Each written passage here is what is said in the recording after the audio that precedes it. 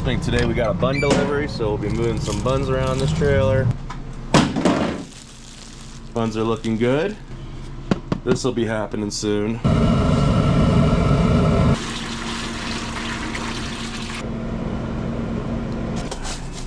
Saran wrap over top every night, that way it keeps it nice and fresh. Joe hooked it up yesterday. He stocked all the sauces down here. Philadelphia Cheese Whiz. This is Roosevelt Boulevard in North Philadelphia, and we call it liquid gold in Philadelphia. If you know, you know.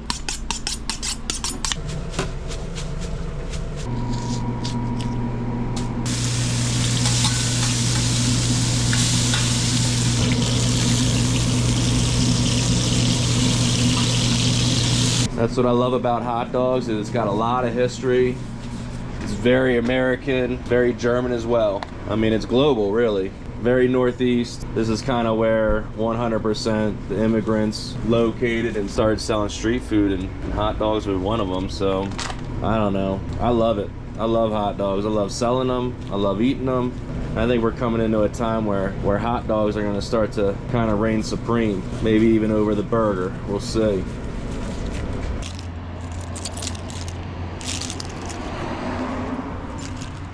Alright guys, we're gonna do another setting up the trailer video. This time I'm gonna do a little bit more commentary out there for those who are interested.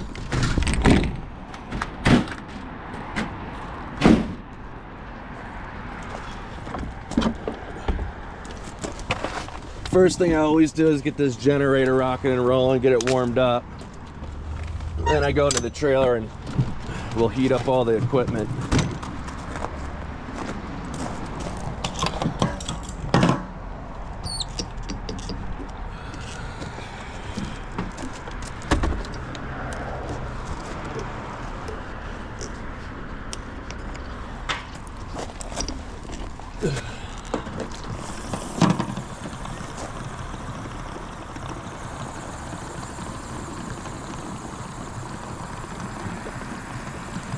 I use the Predator 9500, which I really like. I get the warranty on it, the 2-year warranty. So if anything goes wrong with this generator, I can immediately take it back and they just give me a brand new generator.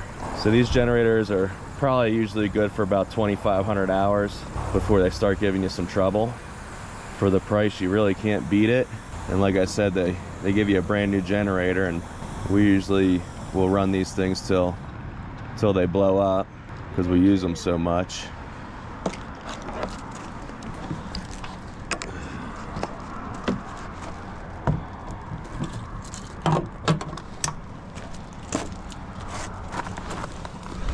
Full choke, cold start.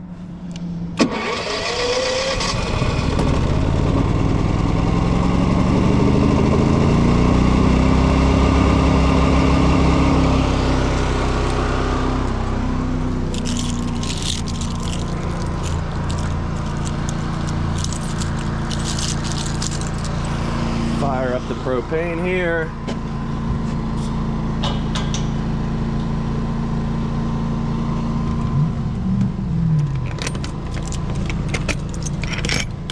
I think today we got a bun delivery, so we'll be moving some buns around this trailer.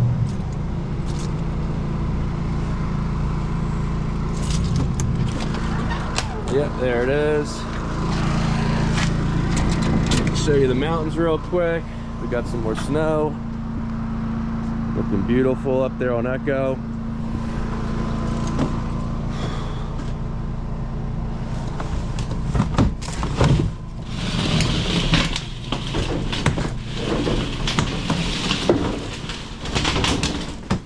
Get the signs out of the way.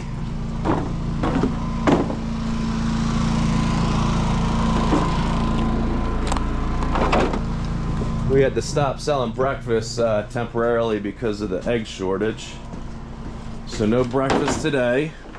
I'm gonna try and source some eggs from somewhere. Costco did not have any. And the stores up here have them for a ridiculous price. So this goes out front.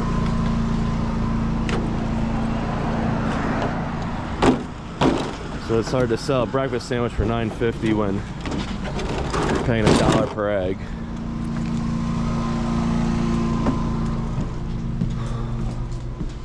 I just like to kind of move everything out. First, just get it all out of the way. Then I'm gonna turn on the gas, the propane.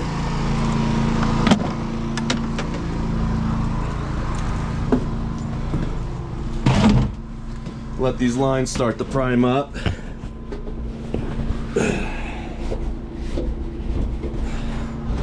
And just double check that the night shift didn't leave any of these on. Otherwise you'll have propane just kind of escaping.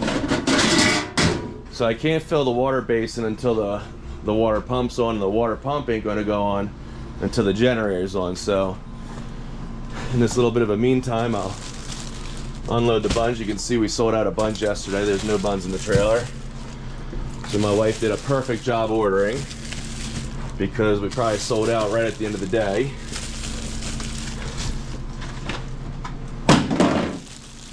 Buns are looking good. Nice custom buns.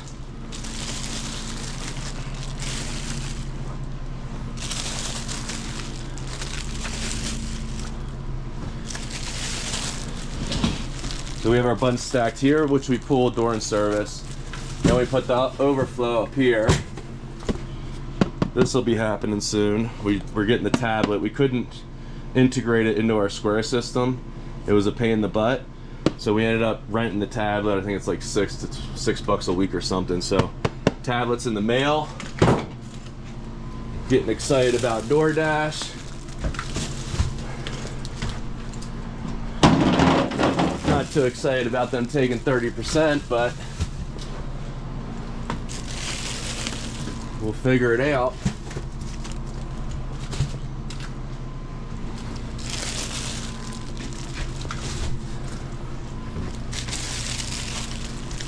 Today I got some portioning to do, some prep to do. I don't think anything too crazy. Joe's coming in at 11, or no, Joe's coming in at 10, and Richie's coming in at 11. So I'm gonna be able to get out of here right when Joe shows up.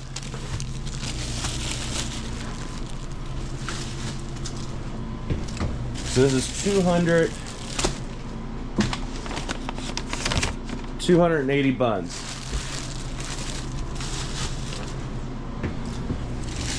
I'll show you what they look like once they're all stacked. We could probably fit 320 in here, 320 buns.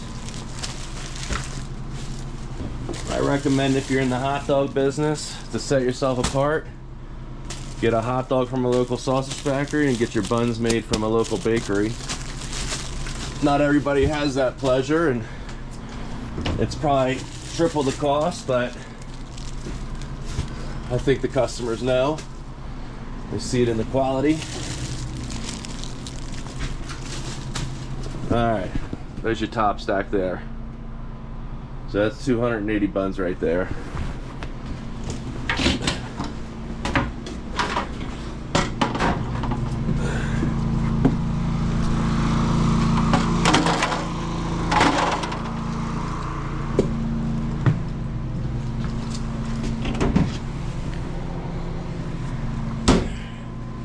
Alright, let's light the propane up. I got this cool thing, because in the wintertime the lighters freeze, the butane, and they don't like the light. So this thing seems to work pretty well. Try and get a shot of it. Oh, might turn this. This one I always have to turn on low.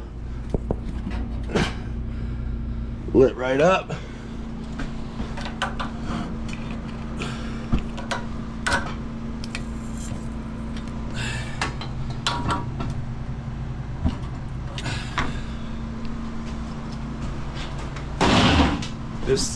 This right here, this lighter, I highly suggest to get if you're vending in the winter time, you just charge it up USB, and it just works really, really well. I'll go ahead and pilot this up. Let me try and rotate you guys up there so you get a shot. This one you gotta prime for a second. There we go. So when I light that pilot light right there, I gotta hold that in. You can see where it says pilot, and there's this little red mark here. That's where you gotta push it in. And what you're doing is you're letting that propane kind of flow through this tube right here. So if I was to let go of this, that pilot will go out because this tube's not primed with propane yet. So I hold it in for like 30 seconds, and I can kind of gauge up there where the flame is. When that little metal shroud right there gets nice and red, that's usually a good indicator that I can go ahead and let go of that button. I put new oil in this fryer yesterday, so I gotta go dump the old oil that's in the Merle container. Maybe I'll show you guys that too. So I think right now I could probably let go. Pilot light's still lit, that's good. I'm gonna go ahead and turn this switch to on. Now it's not gonna kick on because the thermostat's not on, right? And one thing I really suggest is you just leave this on for another 30 seconds. And then we're gonna just click this one click over. You wanna be careful that you don't do it too quick. You could get like back pressure and it could kick back at you. I've had a couple close scares where I almost lost my eyebrows. So we're gonna go ahead and click on now and just, there we go. And you just wanna make sure all 4 of these baffles are lit.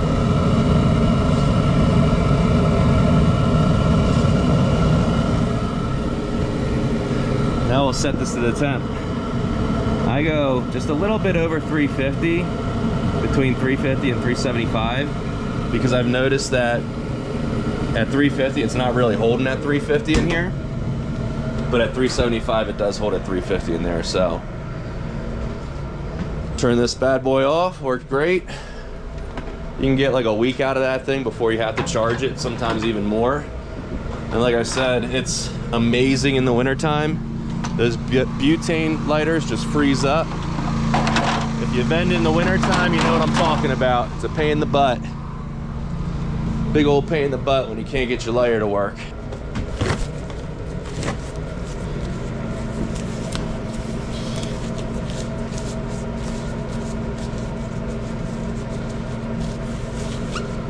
Pop this in. Yesterday I didn't have the oil container dumped, so we had to leave the fryer oil in the deep fryer, but it was brand new oil, so that's not a big deal. I'll dump the fryer container later, and then they'll be able to strain it tonight then after service. Next thing I'll do is we're gonna go ahead and kick this on high, and then we're gonna put some trash bags in.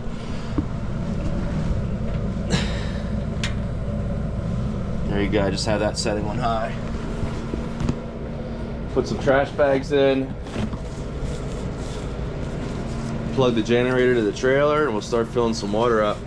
In the wintertime, we leave these open, so when it does get freezing temperatures, I've had this pop off and just break off from water freezing. So we have shut-off valves underneath, and then we open these up at night. In the morning, I can just close that. We're not going to run that till later. And then this here, I'll close these up, and then I'll turn the shut-off valves that you'll see down here, a little dark, I'll put them on. This really helps out a lot from our faucets freezing. Chuck some trash bags in.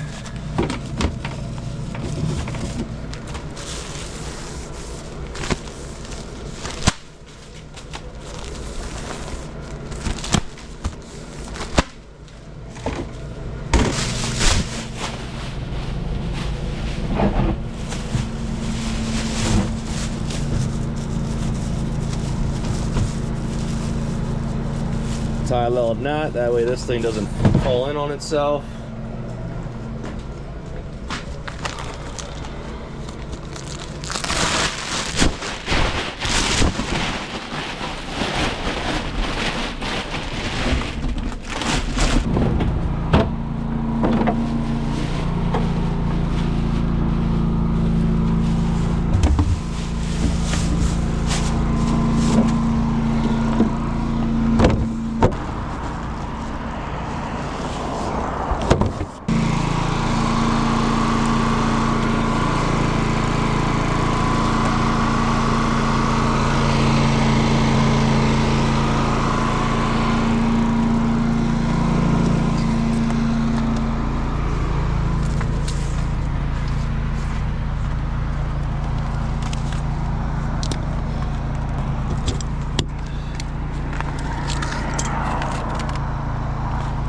It's always good practice to go ahead and shut this breaker off, obviously. And honestly, it was already off. Then what I do is I flip these breakers off, flip the main breaker on, flip the main breaker on, then I slowly go through the switches. Let that load slowly get on that generator.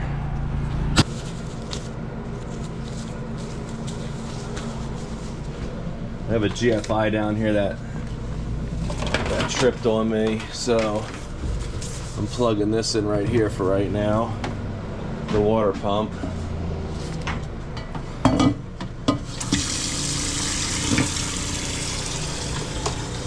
Flip on the hot water.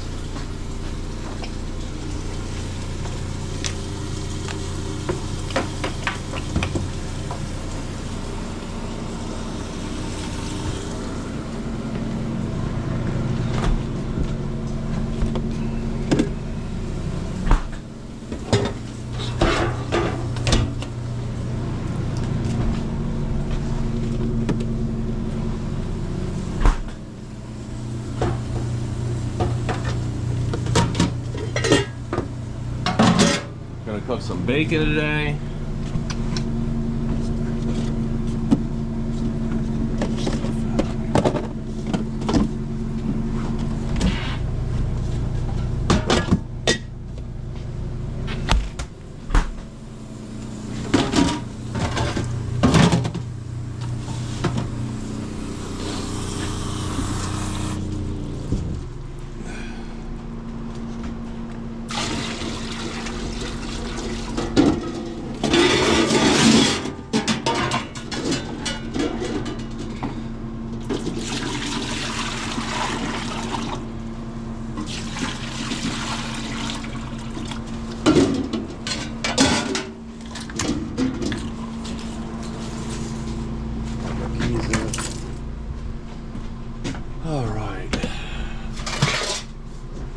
Toss lids on these, this way they're nice and hot.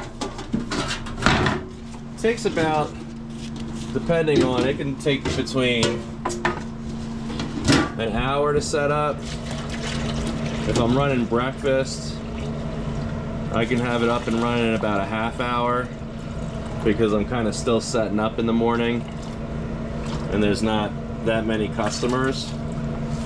But if it's for lunch, you know, 45 minutes to an hour, depending on how busy the day was before. There's a lot of prep to do in the trailer. It could take longer, but usually we don't start picking up until about 11:45. It's weird. Sometimes we've been getting like a 1 to 3 o'clock rush, which is different than normal. But I think we're just catching those people that are hungry.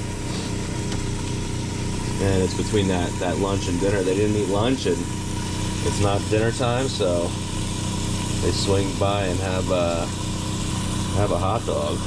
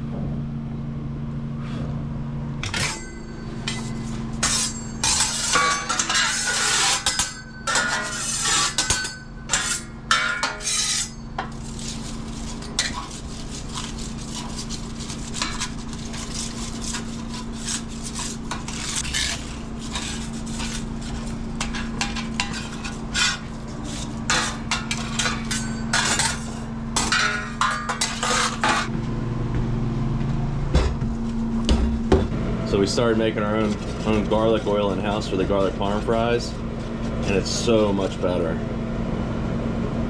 You know, no preservatives, just fresh garlic, oil, and parsley, and some salt. But this is a game changer.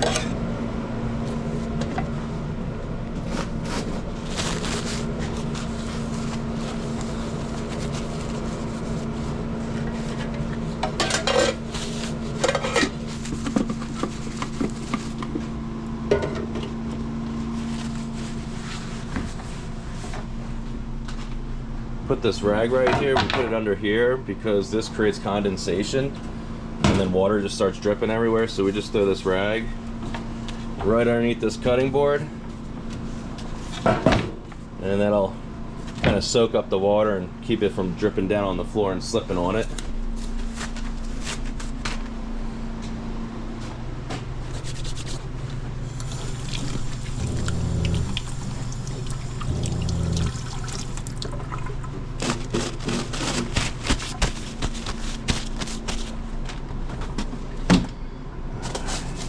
Saran wrap over top every night, that way it keeps it nice and fresh. I like to come into the sandwich prep in the morning and the refrigerator just to see what I got to stock, right? So I got to chop some green onion, restock the spinach.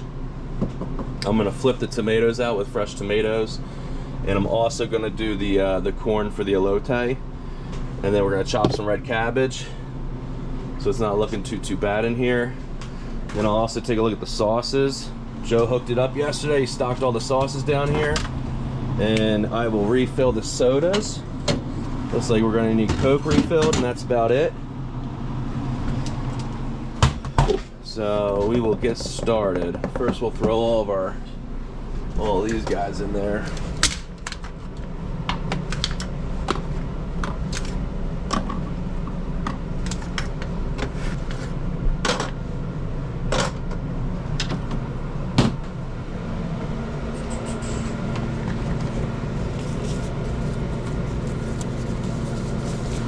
Now I'm gonna check the fridge. So I gotta put some pork belly. I'm gonna put that in a quarter pan. This is a quarter pan, 4-inch deep. We're gonna make some pork butts. I got some defrosted down there. We're totally out of pork butts, so I'll pull another one out of the freezer as well. We were also sold out of chili, which is why I'm gonna be making chili later. So I probably didn't even need to pour this pot here, because usually that's where I heat the chili up. So what I'll do is I'll chuck this guy in here. Hopefully she doesn't lay down too much. And I'll pull this out. And honestly, I think what I'll do is I'll put this guy in here. Less water, keep it from floating too much, keep that cheese up. Philadelphia Cheese Whiz. This is Roosevelt Boulevard in North Philadelphia, where the Kraft Factory is. This is the good stuff here. This is what they put on the Philly cheesesteaks. It's not your cheese in a can. It's the greatest version of it, right? So even right here, look, it says what you can have it on: cheese fries, nachos, hot dogs, right? But this is a little taste of home right here. And it was hard to convert people on the West Coast to Cheese Whiz, because they all thought it was like that cheap cheese in a can that you spray out on a cracker. And this is the glorified version. We call it liquid gold in Philadelphia. If you know, you know. If you don't know, get yourself a little bag of this and try it out on something. It's sinfully delicious. So I'm gonna heat some of this up real quick. A little double boil action, just kind of hanging it out the side. The container here for it. And toss that over there. Get a quarter pan for that. Let's take a look at the rest of our stuff. Got our vegans in there. I'm gonna do a little inventory too today if I have time. Got our caramelized onions, pastrami, mac noodles. We keep our mac noodles separated from the homemade mac sauce for right now, because the second that you mix this mac noodles with the sauce, you got like 5 days, four days before it spoils on you. And the slow season, food costs and waste is not something you want to have right now. We're still waiting for the griddle to heat up. This is working for us. So when I set this trailer up, like today's a pretty light day besides like the actual portion control and stuff. This has to get hot. So this is all working for you. So whatever you gotta do to get this equipment working for you, do it right away. Then in between you can go ahead and fill up the sandwich prep and fill up sauces and anything that you might need to do. The whole key to this is multitasking as much as possible.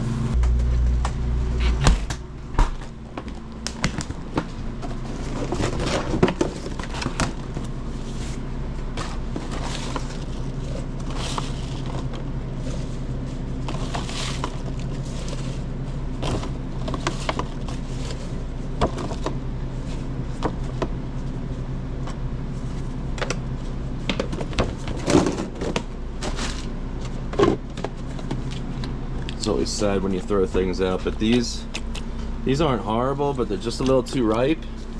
And I just bought new tomatoes, so I'm gonna let these go just because I want to flip the pan too.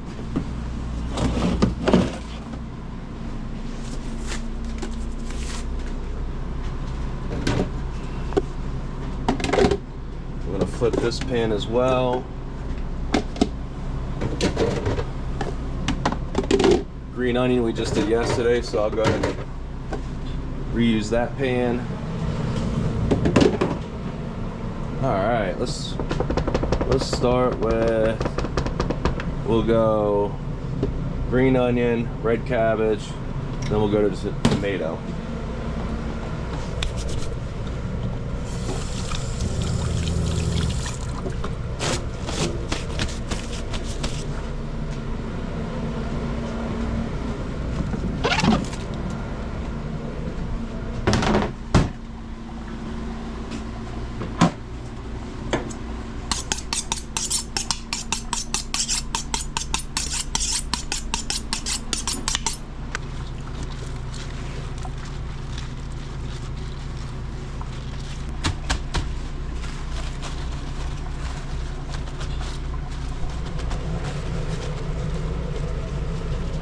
Good looking green onion.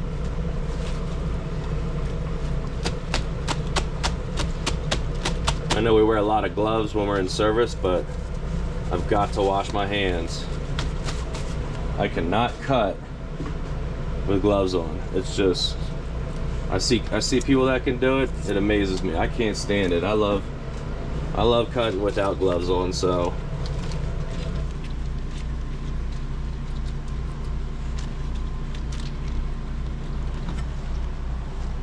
and green onion is probably one of my least favorite things to cut, but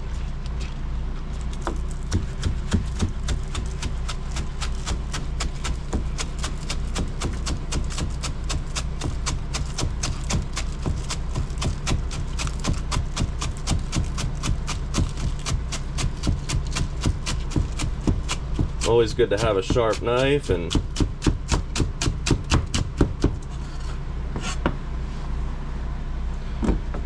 when you're starting, it's always good to go slow. Never start off trying to cut like the chefs, man. Them chefs do it every day, day in, day out. So when you start off, it don't, you know, just go like that. You ain't gotta be crazy with it. Just focus on your technique. Right? Just like this. I can't tell you how many times I've cut this part of my finger right here. You can kind of see it's a little flat.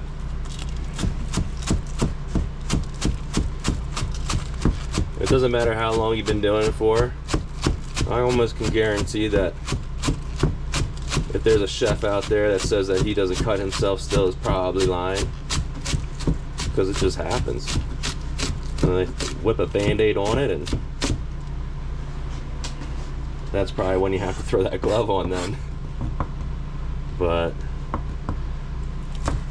I hate throwing the roots of these away too, but these are great for stock. If you want to make a stock, there's really no sense in chucking this away. Throw this in a soup. You know, you can do whatever you want with this. We throw it away because we're only using these ends, not all the way down to there. It's just a little bit too oniony, a little bit too stiff. Like I said, I hate throwing food away, but sometimes in this industry it happens. And these are like 99 cents for 3 of them, so the cost really isn't there to try to keep it. Just more of a wasteful mentality I don't like about it. Even at the end of the day, you know, you gotta throw sausages that are in there because people go, well, why don't you feed the homeless, or why don't you go drop it off at the, you know, the bread and broth place down the street. And it's like, I'd love to, but the health department, number one, ain't gonna let me do that. So I'm risking myself just to hand out food at the end of the day. And you know, what am I gonna do? Every single night go drop off 3 or 4 sausages that are waste from the end of the night? I do not like wasting food whatsoever, but when you're in the restaurant industry, you can't avoid it. What you can do is minimize it, and that's what we do here. We minimize it. We don't waste a lot. But when it comes to green onion, spinach, those are the big ones, really. And cilantro. That's why I bought these food saver containers here. Once I got these food saver containers, I probably increased the lifespan of the cilantro, the green onion, and the red cabbage by like 95%. That's how crazy that is. So just the little tweaks right there.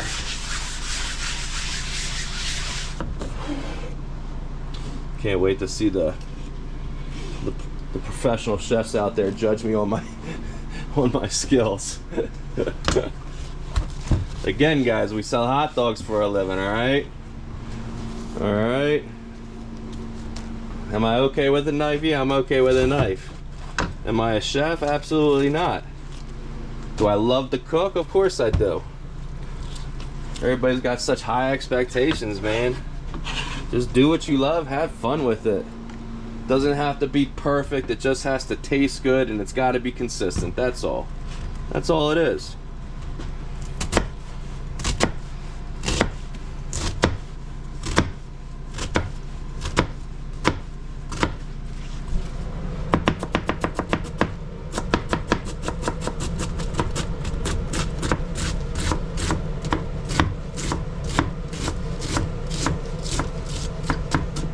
I just bought a mandolin too off of Amazon. I never had it in the trailer because a mandolin's the most dangerous piece of equipment you can literally have. It's notorious for people cutting themselves really, really bad, which is kind of crazy. You know, I use a knife all the time, and I cut myself maybe once in a great while, but who knows, maybe we'll get lucky and see it today. But a mandolin, on the other hand, I've heard a lot of stories of people just really cutting the heck out of themselves, like a big surface area cut too. So, but I did get it. I got it for this red cabbage. I'm thinking maybe we should shred it a little thinner. Maybe not, instead of have it chopped. I don't know. Just wanting to change some things up and see what it looks like. Again, too, this is a 10-inch chef's knife, I believe. It's probably 9-inch or 8-inch chef's knife. That's all you need. Really, you don't need anything other than a 10-inch chef's knife.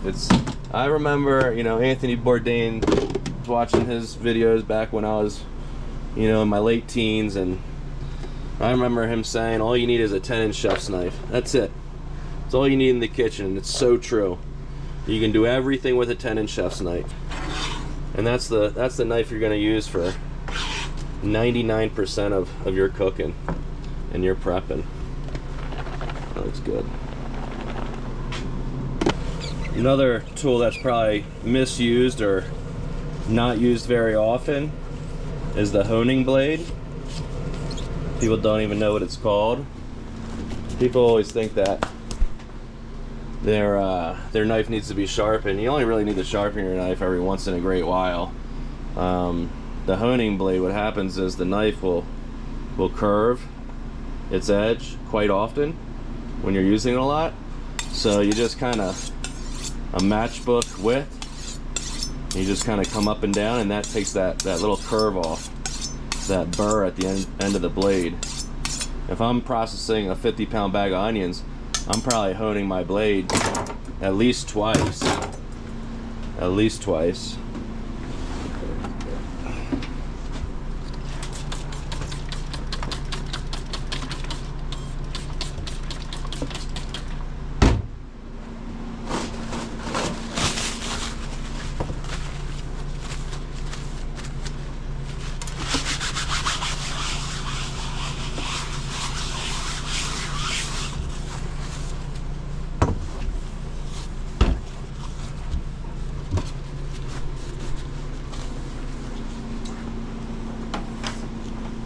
We're gonna let this air dry for a minute before we get to the tomatoes.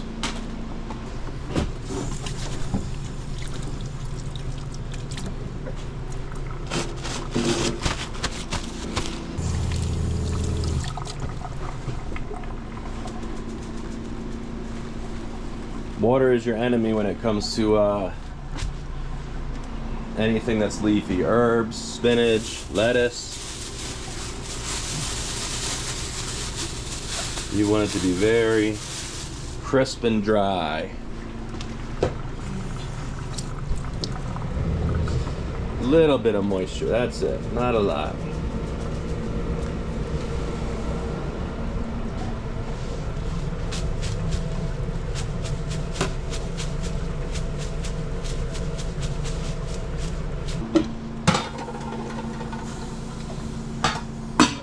So like right now, I could start cooking hot dogs right now and have this trailer pretty much open, ready to go. But I'm gonna take the time. There's no need to rush today. I'm gonna take the time and just kind of focus on prep. A lot of people ask what this thing is. Antunes Instant Steamer. This is how we steam our buns.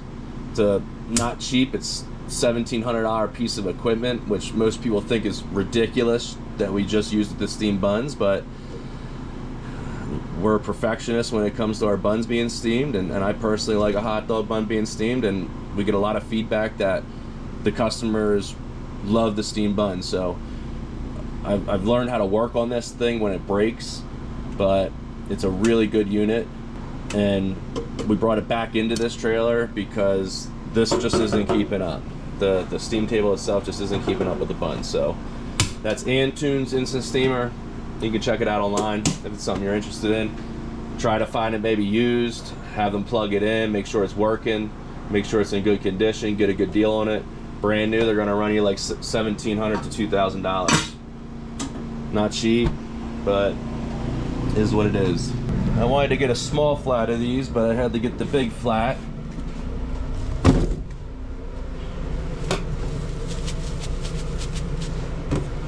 Put the cilantro in here.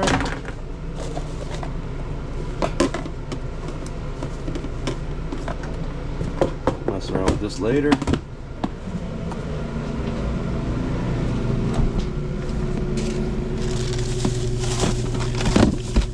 I got 13% battery life. I don't get it with GoPro. They overheat. The battery doesn't last long at all. You try to hook it into an external battery and it doesn't like that either. So I'm gonna set up these tomatoes and then I'm gonna swap out the batteries here. All right, fresh battery in.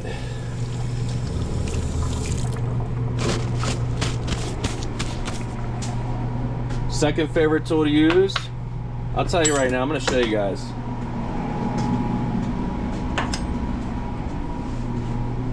These are my three favorite things right here.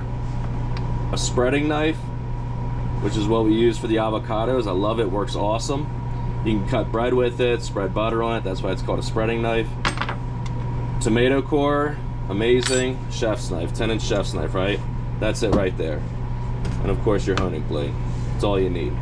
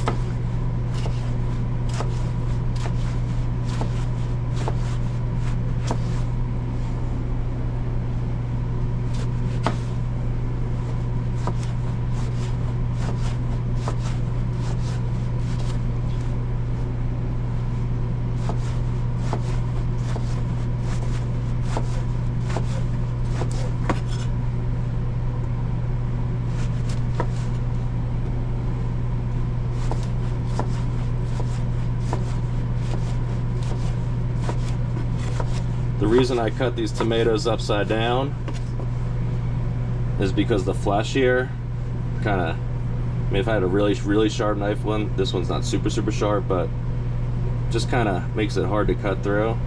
So I like to cut through on the flesh end. Whether or not that's right or wrong doesn't matter to me.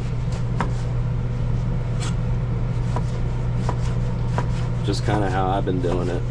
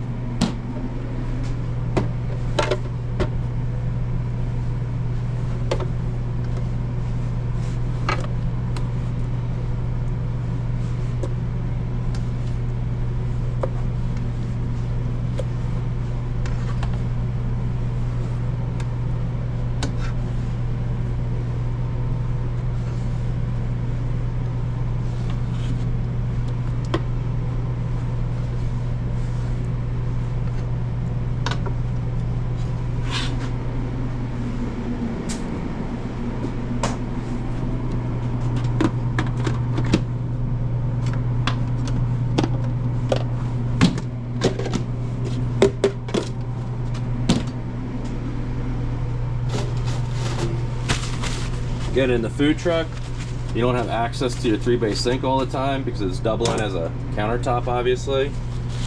So you can get away with a lot just by using bleach spray. Bleach is going to kill 99.9% of anything, and it's also going to do a really good job at cleaning.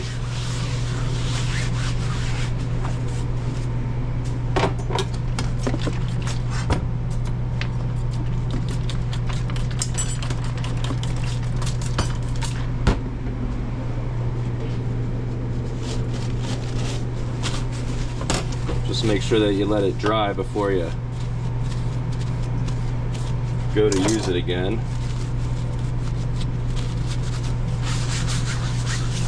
So we'll let this sit here and air dry. And then we'll use this for cilantro.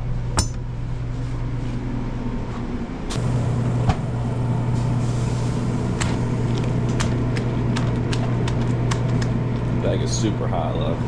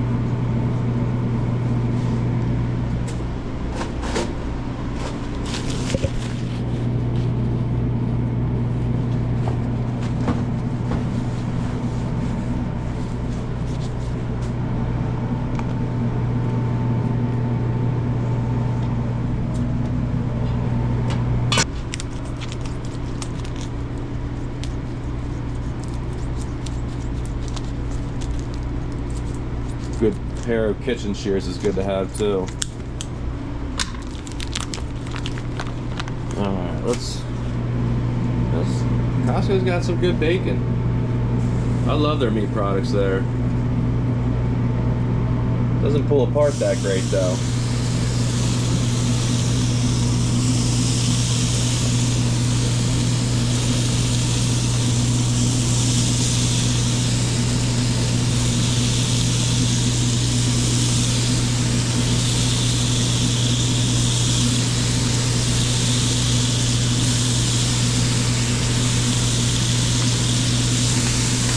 Yeah, I don't know if this is going to be good bacon, the bacon wrap. You see how the ends are flared off here? It's going to be hard to bacon wrap with these.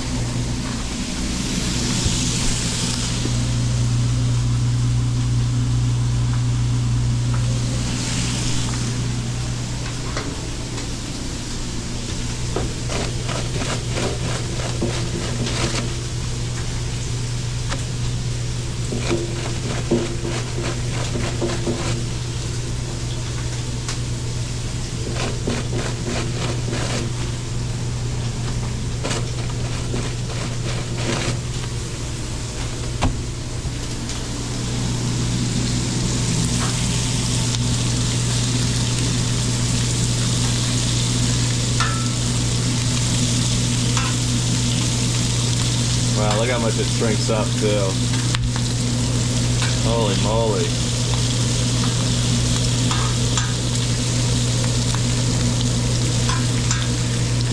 Wow. Well, look how small that bacon got. My gosh. There's my tongs.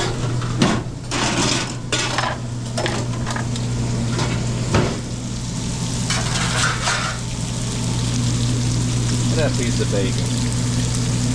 I got so little. What did I cook down to?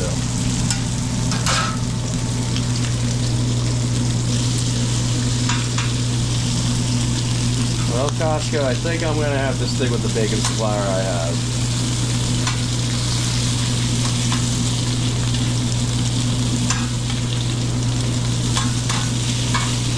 I love their meat products though.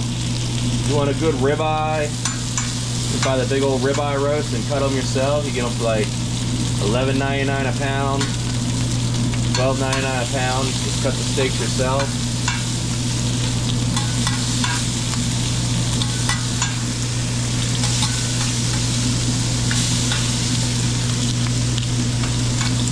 It did cook super quick though, I do like that.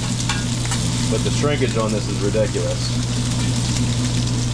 That's why I started smoking. I'll try it at the house. I'll put it in the smoker and see what happens then, because they don't shrink when you put it in a smoker and you cook it at like 350, the highest setting on a smoker.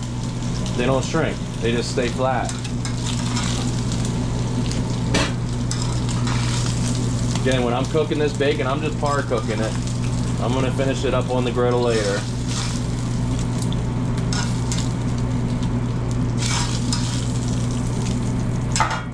So I think what we're going to try right now real quick is we're going to try and do a bacon wrap with one of these and see what happens.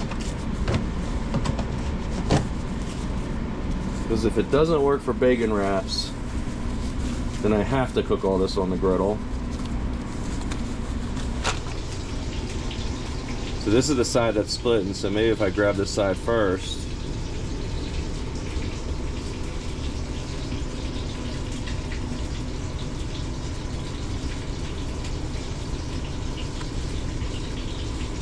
Yeah, I don't know.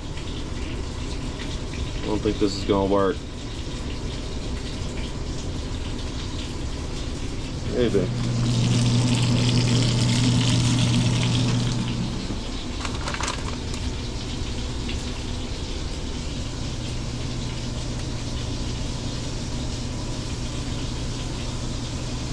Like to try to overlay just the corner.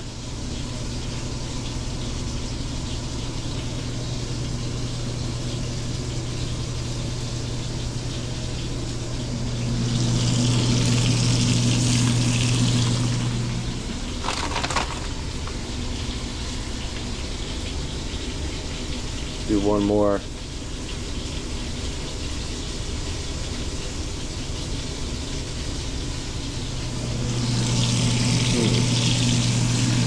I don't know. Could work.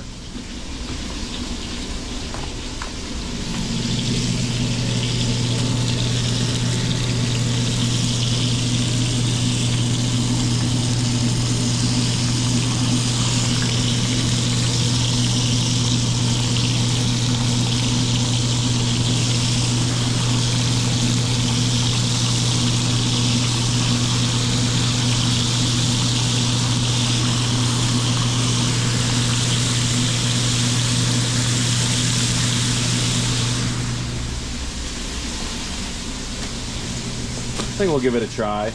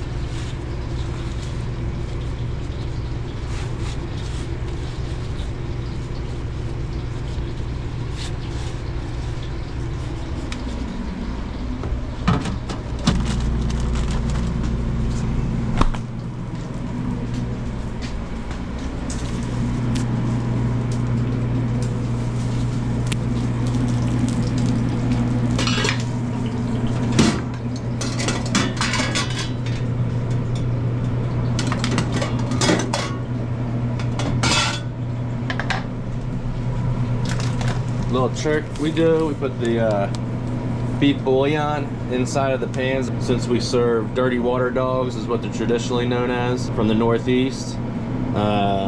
This kind of gives it a little bit extra flavor. Again, people have different preferences for their dogs. I like them boiled like this, dirty water dogs, because hot dogs have a lot of sodium in them, and when you slap them on a grill, not that I've got nothing against that, but the more moisture that you're sucking out of that hot dog, the more salty it's gonna be. So I just like them like this. They hot hold way better. If you're in the business where you gotta let them sit, they're good in the pan for like 20-25 minutes, and the beef bouillon's gonna really help with that flavor. So if you put them on the griddle, they just slowly dehydrate and dehydrate and dehydrate. It's just not what I like. Maybe if you throw it on the griddle real quick for about a minute, that's a different story. That'd be a pretty good hot dog. But in here for fast service, we just go ahead and we do them dirty water dogs. That's another term. If you know, you know. If you don't know, you got to Google it. It's a pretty cool history.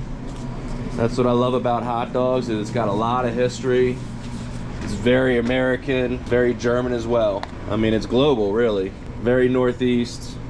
This is kind of where 100% the immigrants located and started this, started selling street food, and hot dogs were one of them. So I don't know. I love it. I love hot dogs. I love selling them. I love eating them. I don't understand how a hot dog doesn't hold up to a burger as far as price point. I mean, you can see this hot dog. It's all beef. Look how red that is. It's premium trimmings, you know? So doesn't make sense to me. I think we're coming into a time where hot dogs are going to start to kind of reign supreme. Maybe even over the burger. We'll see. At least that's my hope.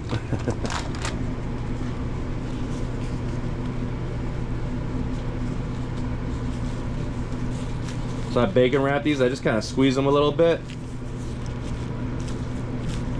Kind of sticks it together.